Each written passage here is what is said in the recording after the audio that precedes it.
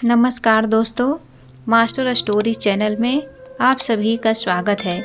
ये कहानी कहाँ से देख रहे हैं कमेंट करके ज़रूर बताएं और कहानी पसंद आए तो वीडियो को लाइक, शेयर और सब्सक्राइब करना ना भूलें। चलिए कहानी की ओर चलते हैं। अस्पताल के बिस्तर पर लेटी हुई पद्मिनी जी बस एकटक निहारे जा रही थी। दिन भर इतने लोगों का बीच रहते हुए भी वह अकेलापन महसूस करती थी। उनसे बात करने वाला भी उनके पास कोई नहीं था। इस तरह समय काटना उन्हें बड़ा मुश्किल लगता था। कभी बेचैन होने लगती तो कभी उठकर पास में रखे गीता पढ़ने लगती, लेकिन वह भी आखिर कितनी देर पढ़ती। आधा घंटा गीता पढ़कर वापस रख देती, फिर वापस बिस्तर पर लेट जाती। लेटे लेटे एक ही ख्याल मन को सताता रहता कि बीमार व्यक्ति तो अस्पताल जाता है, उसकी मजबूरी होती है ऐसे माहौल में रहना, लेकिन प्रभु की कृपा से मुझे तो कोई बीमारी नहीं है। फिर भी देखो फूटी किस्मत कि अस्पताल में रहने पर मजबूर हूँ। चलिए आपको बताते हैं कि आखिर स्वस्थ होते हुए भी पद्मिनी जी अस्पताल में रहने को मजबूर क्यों थी। दरअसल कुछ समय पहले तक पद्मिनी जी अपने पति के साथ गांव में ही रहा करती थी, परंतु 5 महीने पहले ही उनके पति का देहांत हो गया था। पति के देहांत के बाद वह अकेली हो गई थी, जिस कारण उनका बेटा उन्हें अपने साथ अपने घर ले गया। हालांकि उनकी बहू का उन्हें अपने साथ रखने को बिल्कुल भी दिल नहीं था, परंतु गांव वालों और रिश्तेदारों द्वारा दबाव दिए जाने पर बेटे को उन्हें अपने साथ शहर लेकर आना पड़ा। पद्मिनी जी का बेटा सुरेश एक बहुत बड़ा डॉक्टर था, इसलिए बड़े बड़े लोगों में उसका उठना बैठना था। उसके ससुराल वाले भी ऊंचे घराने के थे, लेकिन पद्मिनी जी ठहरी एक साधारण ग्रामीण महिला जो इन सब दिखावों से बहुत दूर थी। पद्मिनी जी की एक आँख नकली थी, जिस कारण उनकी बहू और पोते को वह कुरूप लगती थी। एक दिन हुआ यूँ कि पद्मिनी जी का पोता उनके पास आया और कहने लगा, दादी आप यहाँ सोफे पर मत बैठो, अंदर कमरे में जाओ, मेरे कुछ दोस्त घर पर आने वाले हैं। पोते ने बड़े रूखे स्वर में कहा तो पद्मिनी जी बड़े प्यार से बोली, अरे बेटा मैं तो थोड़ी सी जगह पर बैठी हूँ, तेरे दोस्तों के बैठने के लिए यहाँ बहुत सी जगह है। नहीं, आप उनके सामने नहीं बैठेंगे, मेरे दोस्त मुझे चिढ़ाते हैं, मुझे बेइज्जती महसूस होती है। उनका पोता चिल्लाने लगा तो अंदर से बहू रश्मि की आवाज़ आई, क्या हुआ बेटा, क्यों गुस्से से चिल्ला रहे हो? मम्मी देखो ना, दादी हमेशा यहाँ सोफे पर बैठी रहती है। घर पर मेरे दोस्त आने वाले हैं, लेकिन दादी अपने कमरे में जाती ही नहीं। इस समय गुस्से से तिलमिलाती हुई उनकी बहू रश्मि बाहर निकली और बोली, माँ जी आप अपने कमरे में क्यों नहीं जाती? बिना मतलब हमारी बेइज्जती करवाती हो, जरा हमारे स्टैंडर्ड का भी ख्याल किया करो। बेचारी पद्मिनी जी चुप करके अपने कमरे के एक कोने में जाकर बैठ गई। दरअसल उन्हें अपने कमरे में अकेलापन महसूस होता था।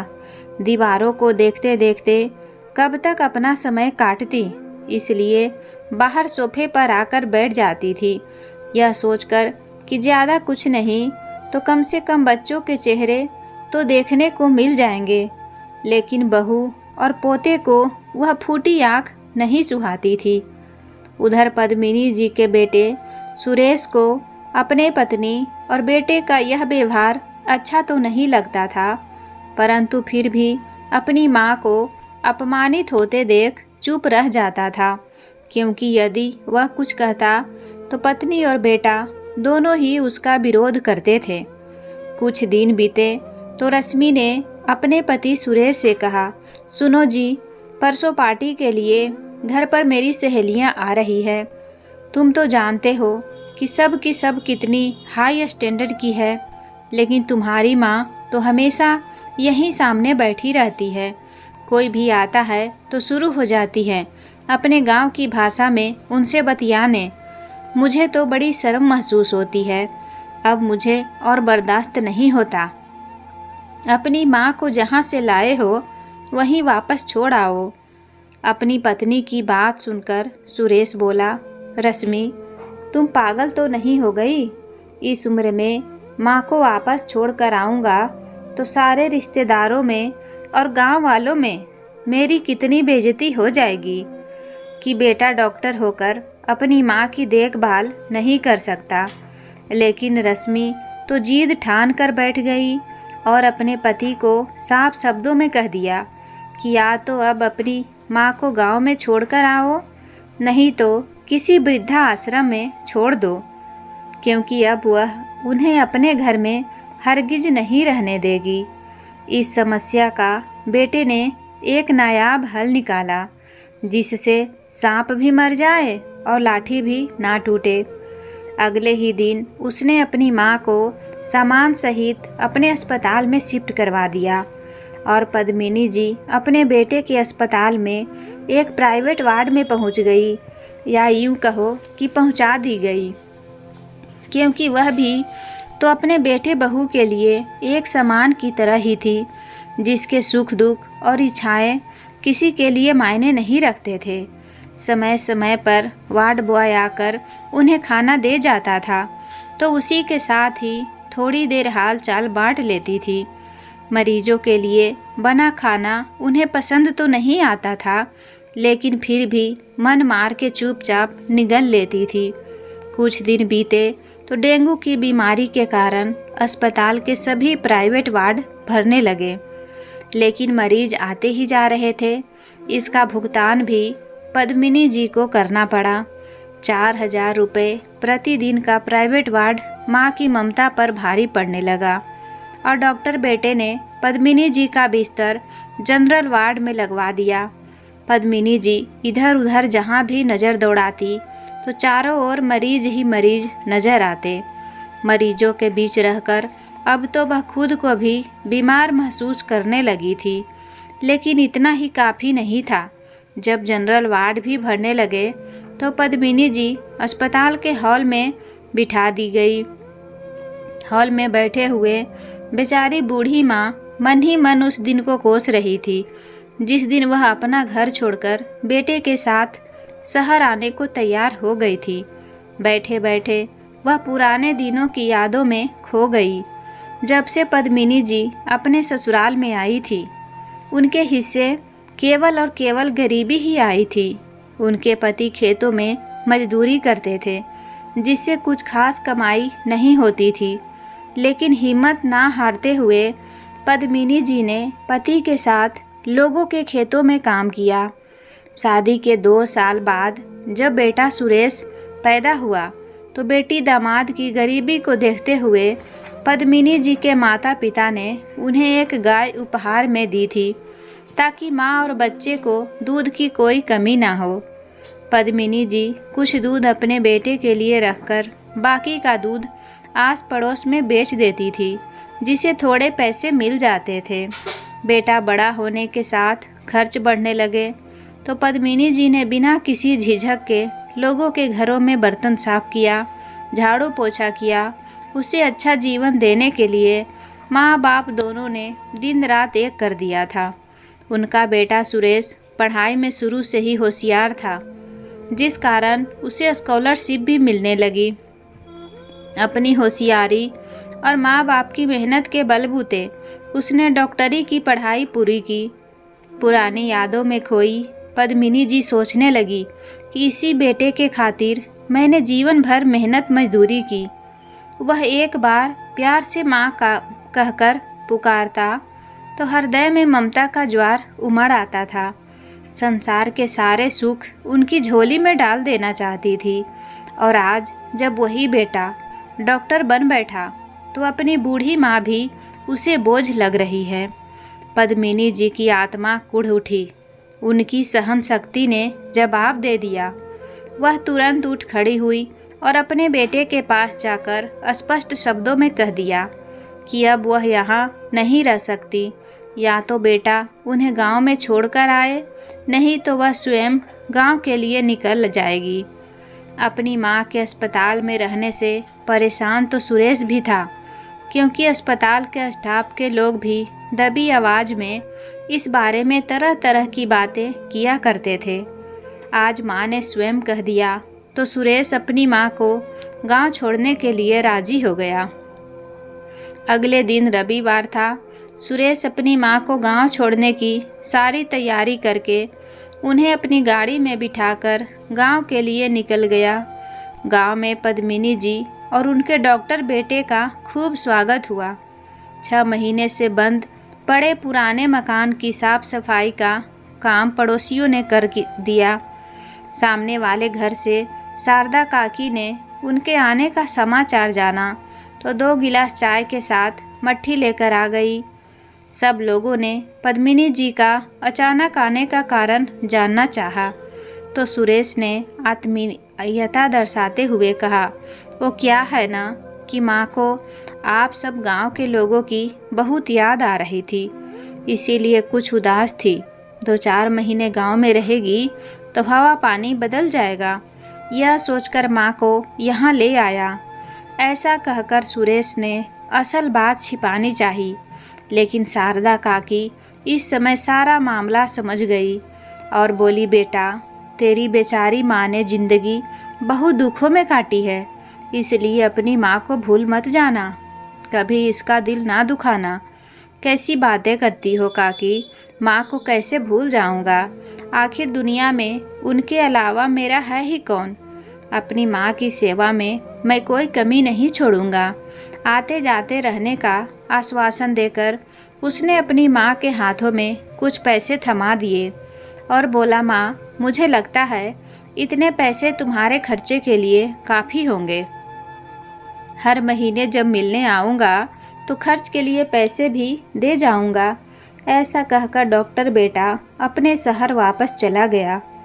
गांव में बूढ़ी माँ पद्मिनी जी अकेली रह गई। पड़ोसियों ने गृहस्थी की ज़रूरत का कुछ सामान मंगवाया, लेकिन महंगाई इतनी खींचातानी कर भी सब्जी भाजी और दूध के लिए केवल 2000 रुपये ही बच पाए। लेकिन फिर सोचने लगी कि ज़रूरी तो नहीं कि हर रोज़ दाल सब्जी ही बनाई जाए। नमक मिर्च की बनी रोटी चाय के साथ भी आसानी से खाई जा सकती है। कम से कम यहाँ रहते हुए इज्जत के साथ तो जिएंगी। और फिर अगले महीने बेटा भी मिलने आ जाएगा और खर्च के पैसे भी दे जाएगा। अगले महीने की 1 तारीख होते ही उनके डॉक्टर बेटे ने 5000 रुपये का मनी ऑर्डर भेज दिया। पद्मिनी जी को अपने बेटे का इंतज़ार कर रही थी। बेटे द्वारा भेजा गया मनी ऑर्डर देखते ही समझ गई कि अब उनका बेटा उनसे मिलने नहीं आने वाला, शायद अपने काम में व्यस्त होगा। यह सोचकर उन्होंने अपने मन को समझा लिया। 3 महीने तक उनका बेटा मनी ऑर्डर से पैसे भेजता रहा और पद्मिनी जी को भी कोई समस्या नहीं हो रही थी। वह अपने घर का खर्च खींचातानी कर चला रही थी, लेकिन चौथे महीने बेटे ने मनी ऑर्डर भी नहीं भेजा। बेचारी पद्मिनी जी मुश्किल से अपनी दाल रोटी का खर्चा निकाल पा रही थी। महीने की आखिरी में तो यह हाल हो गया कि उनके हाथ में 1 फूटी कौड़ी भी नहीं बची। जैसे तैसे आसपास के दुकानदारों से उधार लेकर वह अपना काम चला रही थी। दूध वाले का भी उधार काफ़ी हो चुका था। आस पड़ोस की औरतें और पद्मिनी जी की कुछ बूढ़ी सहेलियां भी कभी कभार उनके पास आकर बैठ जाती थी। बड़े डॉक्टर की माँ की भली मुस्कान के पीछे छिपा उनका दर्द सब जानते थे, परंतु पद्मिनी जी कभी अपने चेहरे पर सिकन तक नहीं आने देती थी। आते जाते दूध वाला भी पूछता रहता, क्यों अम्मा, पैसे कब चुकता करोगी? पद्मिनी जी झूठी हंसी हंसकर बोल देती, जल्दी ही मेरे पैसे आ जाएंगे और तू कौन सा भागा जा रहा है। यह समझ लेना कि अपनी दादी को दूध पिलाया था, लेकिन इन बातों से भी कब तक गुजारा चलता। आखिरकार उन्होंने दूध लेना बंद कर दिया। अब वह राशन लेने राशन वाले की दुकान पर भी नहीं जाती थी। घर में राशन के सारे डिब्बे खाली थे। खाने के लिए कुछ नहीं बचा था। आटे का डब्बा खोल कर देखा तो थोड़ा सा आटा निकला, जिसे 2 रोटियां मुश्किल से बना पाई। जैसी ही 2 रोटियां नमक के साथ लेकर बैठी तो इस समय दरवाजे से आवाज़ आई। कोई भूखा भिखारी लाचार स्वर में भीख मांगते हुए कहने लगा, अम्मा, भूखे को 1 रोटी दे दो। भगवान तेरे बच्चे की लंबी उम्र करेगा, उसे खूब तरक्की देगा। पद्मिनी जी, जो अभी रोटी का टुकड़ा तोड़ने ही लगी थी, उस भिखारी की यह बात सुनते ही अचानक रुक गई और सोचने लगी कि 1 रोटी के बदले बेटे की लंबी उम्र बहुत सस्ती है। उसने तुरंत उसमें से 1 रोटी उठाकर मांगने वाले को दे दी और बाकी की बची 1 रोटी जैसे ही बैठकर खाने लगी, तभी एक कुत्ता उनके सामने आकर बैठ गया और बड़ी आस से उनकी ओर देखने लगा। बची 1 रोटी में से भी आधी रोटी पद्मिनी जी ने उस कुत्ते के सामने डाल दी और स्वयं आधी रोटी पानी के साथ खाकर संतुष्टि प्राप्त करके बैठ गई। लेकिन अब घर में खाने को कुछ भी नहीं था। एक बार तो सोचा कि पास के दुकानदारों से उधार लेकर काम चला लूं, लेकिन अगले ही पल विचार आया कि दुकानदार एक दिन सामान उधार देंगे या 2 दिन देंगे, आखिर तो वह भी पैसा मांगेंगे ही, और फिर पिछला उधार भी कहाँ लौटाया था। भूख की यातनाएं झेलते हुए बेचारी पद्मिनी जी खाली पेट अपनी चारपाई पर पड़ी थी। कई बार सोचती कि किसी के घर में बर्तन मांजने का काम उठा लूं या फिर लोगों के घरों में झाड़ू पोछा करना शुरू कर दूं। कुछ पैसे तो बन ही जाएंगे, लेकिन फिर बड़े डॉक्टर की माँ होने की मर्यादा उसके आड़े आ जाती। यही सोचकर पानी पीकर भूख मिटाने की कोशिश करती और चुपचाप बैठ जाती। रात हुई तो खाली पेट ही सो गई, लेकिन उम्मीद भर अभी भी बनी हुई थी कि बेटा पैसा ज़रूर भेजेगा। अगले दिन सुबह जल्दी उठ गई। पेट में मरोड़ पड़ रहे थे। पद्मिनी जी की भूख बढ़ती जा रही थी। सब्र कर पाना भी कठिन था। खाली पेट बेचारी पद्मिनी जी बार बार मनी ऑर्डर के इंतज़ार में बाहर निकलकर अपनी गली को निहारने लगती, लेकिन गली तो दूर तक सुनसान पड़ी थी। फिर वापस आकर चारपाई पर बैठ गई। तभी अचानक बाहर से कुछ आवाज़ आई तो पद्मिनी जी बाहर की ओर दौड़ी। देखा तो गायों के लिए खाने का सामान इकट्ठा करने वाली गौशाला की गाड़ी आई है। गली की सारी औरतें बाहर निकलकर अपने घर में बची खुची सूखी रोटियां उस गाड़ी में डाल रही थी। पद्मिनी जी बेचारी निहाल होकर अपने घर के गेट के बाहर घुटनों के बल बैठ गई। वह एक पल गाड़ी में डाली जाने वाली रोटी को देखती तो दूसरी पल डाकिये के इंतजार में गली को निहारने लगती। आंसुओं का सैलाब आंखों से बाहर निकलने को उतारू था, परंतु आंखें गौशाला की गाड़ी में रखी रोटियों पर थी। जब सब औरतें गाड़ी में रोटियां डालकर चली गई तो पद्मिनी जी भूख से बेबस होकर झिझकते हुए गाड़ी की तरफ बढ़ी। यहाँ वहाँ देखा तो कोई नहीं था। पद्मिनी जी ने झट से गाड़ी में हाथ डाला। जितनी भी रोटियां हाथ में आई उन्हें अपनी साड़ी के पल्लू में छुपाकर तुरंत घर लौट आई और एक गहरी सांस लेकर अपनी चारपाई पर बैठ गई। फिर अपने भाग्य पर फूट फूट कर रोने लगी। साड़ी के पल्लू में से रूखी सूखी रोटियां निकाली तो रोटियां को देखते ही पद्मिनी जी को उनमें अपने डॉक्टर बेटे की तरक्की नज़र आ रही थी। फिर सोचने लगी कि मैं तो आज तक किसी के साथ कुछ बुरा नहीं किया था, फिर भगवान ने मुझे ऐसी सज़ा क्यों दी कि आज मैं गायों के हिस्से की रोटी चुराकर खाने को विवश हो गई हूँ। थोड़ी देर में कुत्ता भी उनके पास आकर बैठ गया और रोटियों को देखकर पूँछ हिलाने लगा। पद्मिनी जी ने एक रोटी कुत्ते को भी डाल दी, लेकिन गाय के हिस्से की रोटी खाने को उनका मन नहीं मान रहा था, परंतु पेट की भूख जीने भी नहीं दे रही थी। इसलिए अपने आत्मसम्मान को दरकिनार करके वह बेचारी रूखी सूखी रोटियां जैसे तैसे चबाकर पानी के साथ निगल गई।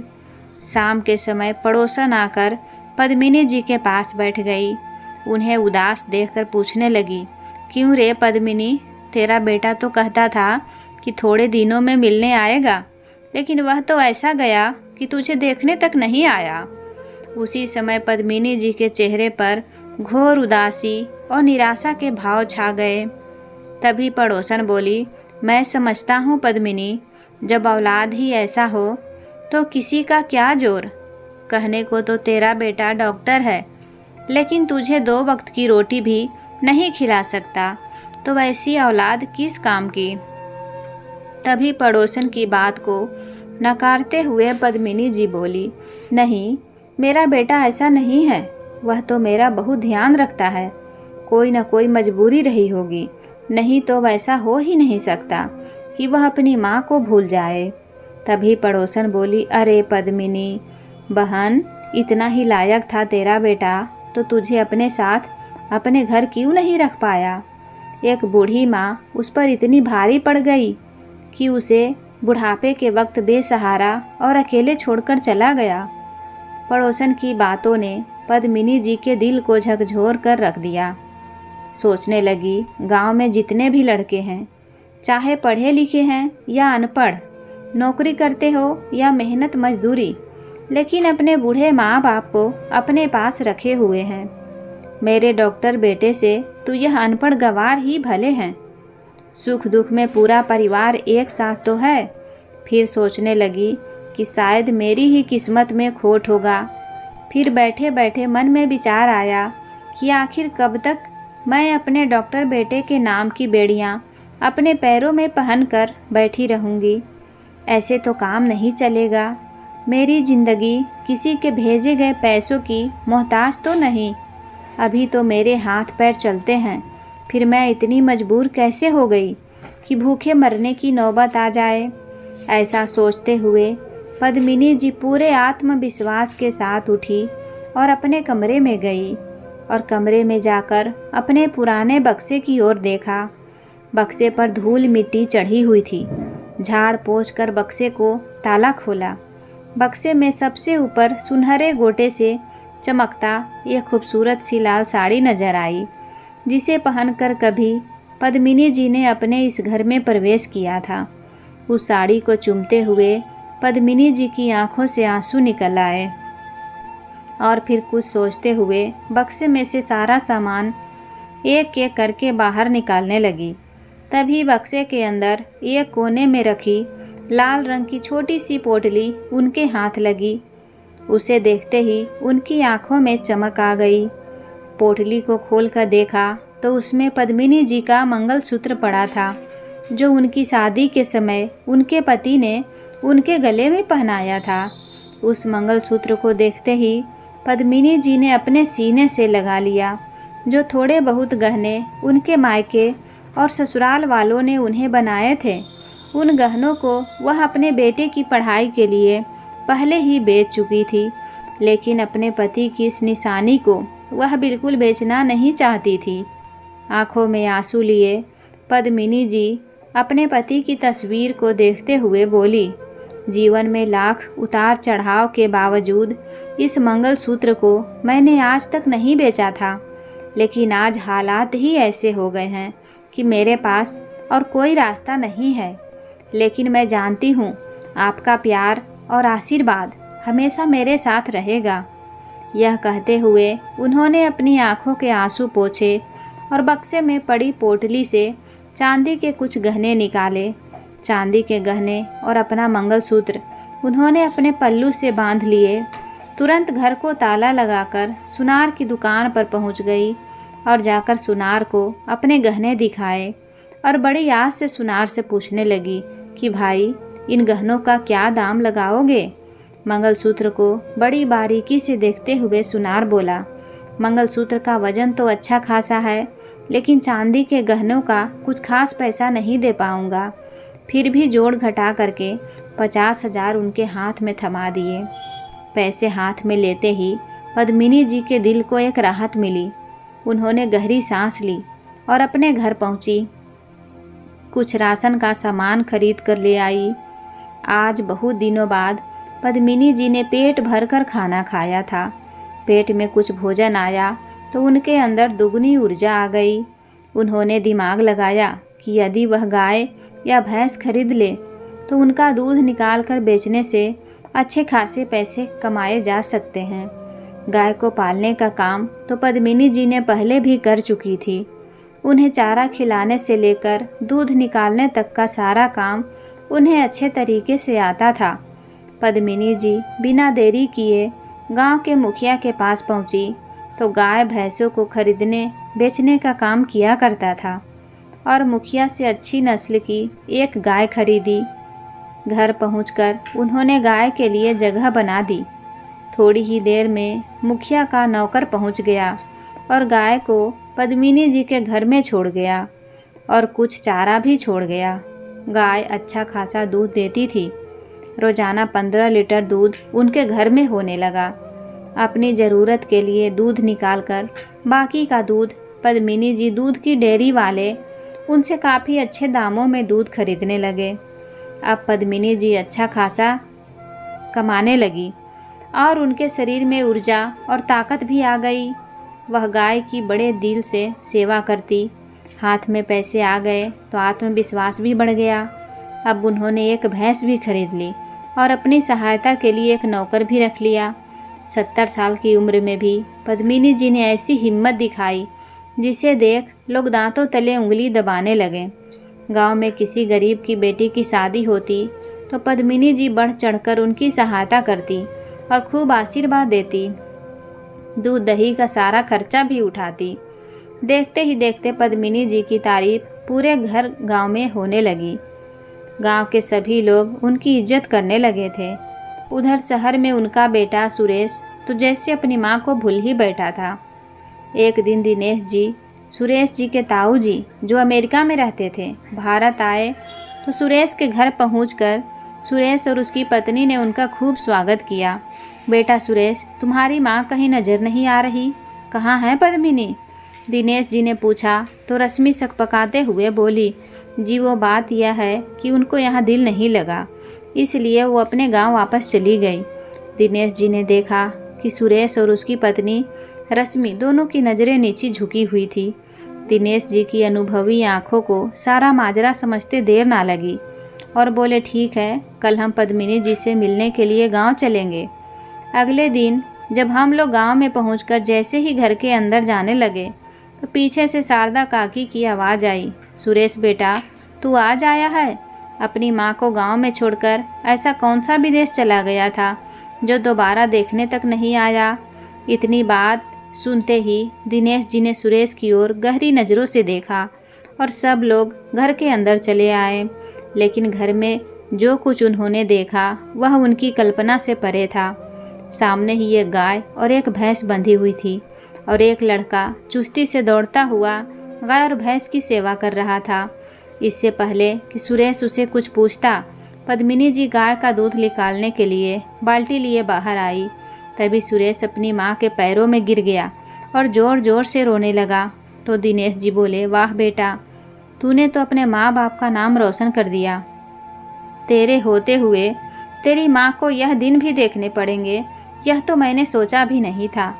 तभी पद्मिनी जी बोली, नहीं भाई साहब, सुरेश का कोई गलती नहीं है। दिनेश जी ने कहा, मैं सब जानता हूँ पद्मिनी। फिर रश्मि की ओर देखते हुए बोले, क्यों बहू, तुम्हें अपनी सास की कुरूपता पसंद नहीं है, जिस कारण तुम्हें किसी को उससे मिलाने में शर्म आती है? दिनेश जी की यह बात सुनकर रश्मि निशब्द रह गई। फिर सुरेश को देखते हुए दिनेश जी बोले, आज मैं तुम्हें एक राज की बात बताता हूँ। यह बात सुनते ही पद्मिनी जी उन्हें कुछ ना बताने का इशारा करने लगी। तो दिनेश जी ने कहा, नहीं पद्मिनी, यह बताना ज़रूरी है। सुरेश, जब तुम छोटे थे तो तुम्हारी माँ तुम्हारे स्वेटर बुनने के लिए सिलाइयाँ बुन रही थी। तुमने बचपन में अपनी माँ के हाथ से एक सिलाई छीनकर उनकी आँख में दे मारी और तुम्हारी माँ की यह हालत हो गई। यह बात सुनते ही सुरेश और उसकी पत्नी के पैरों तले ज़मीन खिसक गई। सुरेश अपनी माँ के पैरों से लिपट गया और ज़ोर ज़ोर से रोते हुए बोलने लगा, मुझे माफ़ कर दो माँ।